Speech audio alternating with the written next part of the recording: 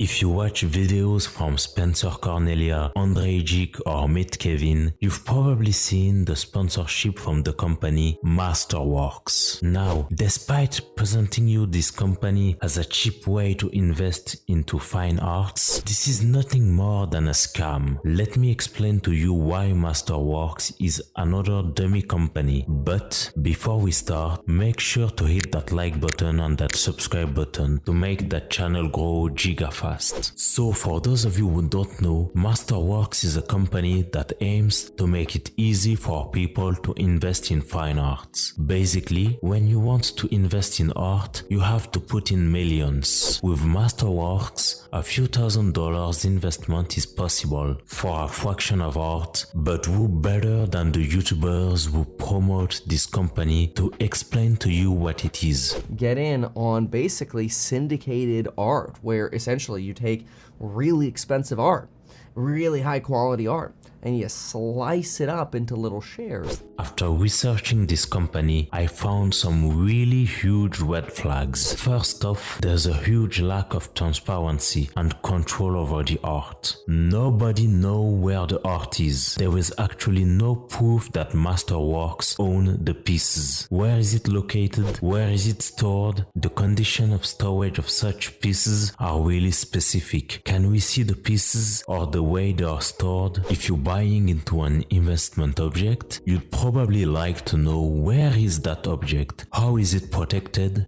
who actually owns the art. Is it at someone's house? Is it stored in a safe place? Their website don't tell us anything about it. There's many questions they will never answer. They have to be more reliable and clearly tell us who secure the art, what measure they take for security, and who actually owns the art. This lack of transparency from the company is a huge red flag, but the worst is yet to come. How does owning a small piece of art actually works? Putting your money on a small piece of art does nothing except making this company richer. You don't really own anything. If you owned anything, you'd be able at least to see it, to visit it, to touch it. Here, you just bet on the fact that one day they might sell the art and you might make a profit. They advertise you this company as a transparent company who have links with the SEC as a safe way to put your money against inflation, and they use the SEC as a layer of trust. Look, we are safe, we are with the SEC, but all they are doing in reality is just filling the artwork with the SEC. In fact, in their own website, in the very bottom of this website, they are telling you Masterworks is not registered, licensed, or supervised as a broker-dealer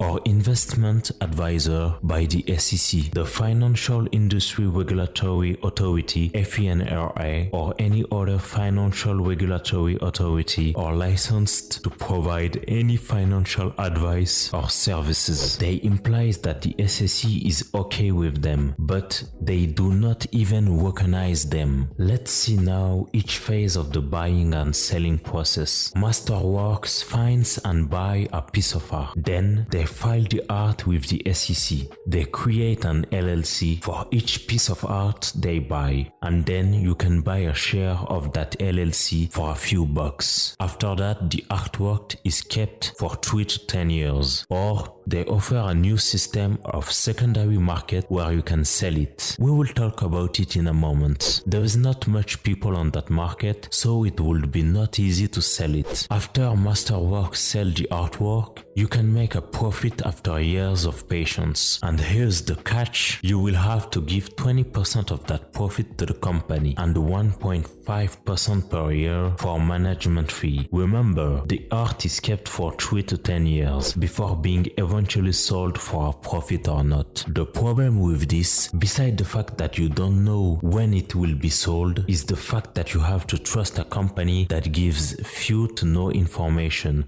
on who will sell the art and the criteria they'll use to sell it. Only appraisers employed by Masterworks determines art values. Another worse problem is that Masterworks shares are illiquid. The word illiquid refers to the state of an asset that cannot quickly and easily be sold or exchanged for cash without a substantial loss in value. There is a low number of volume, thus making it impossible to sell. So their secondary market is just another joke to compensate the fact that you can't sell it. You will probably never find buyers, not to mention that this so-called secondary market is only available in the United States. So if you're buying outside the US, there's a 0% chance that you'll sell it. You will keep these assets forever. You will keep these assets until it falls to zero or they decide to sell it. In their marketing campaign, they tell you that contemporary art has even shown stronger price appreciation than gold and the S&P when inflation is above 3%. So if you're sitting on some cash and don't want it eaten away by inflation, then you can reach out to the best platform for investing in art, Masterworks.